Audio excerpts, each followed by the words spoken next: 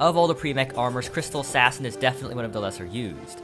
The vast majority of Terraria players seem to prefer to use Adamantite or Titanium armor during early hard mode, with only 6% of players choosing Crystal Assassin armor as their favorite.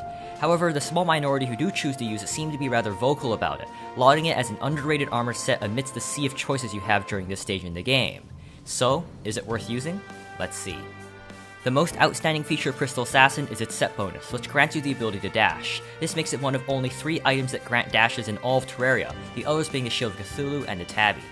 This dash is much more like the latter, however. It has the same dash distance like the Tabby, which is around 10 blocks longer than the Shield of Cthulhu, and unlike the Shield, it will not knock you back if you dash into an enemy. With a 60% longer dash distance and no knocking issues, this Crystal Dash is definitely the focal point of the armor. This is supported by the fact that the vast majority of Terrarians, around 80%, prefer using dashes, with around 60% of them saying that it is mandatory for their playstyle, a group that includes myself. For these people, this point is likely the most important.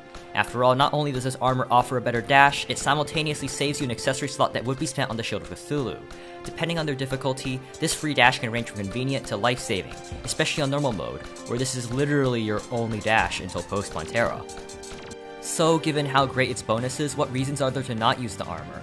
Well, the largest downside of the armor is its lesser numerical stats. Compared to basically every other armor set, it has worse stats, including damage, crit chance, and defense. It's just simply worse, especially for Mage, since it gives no extra mana capacity. However, the armor set has a trick up its sleeve, that extra accessory slot I mentioned earlier.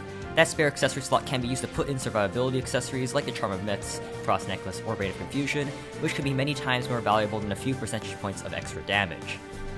You could also use that slot to remedy the damage problem.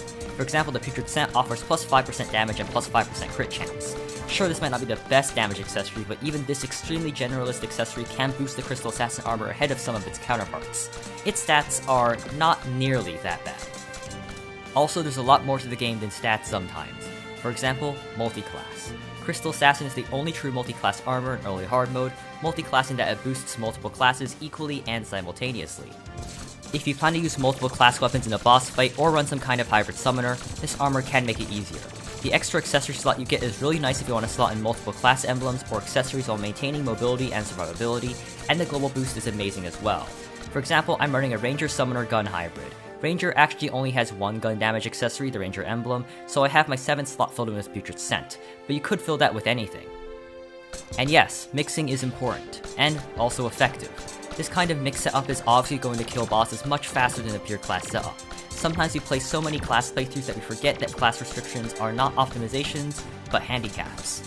And for that, Crystal Assassin definitely exists as a great option for that.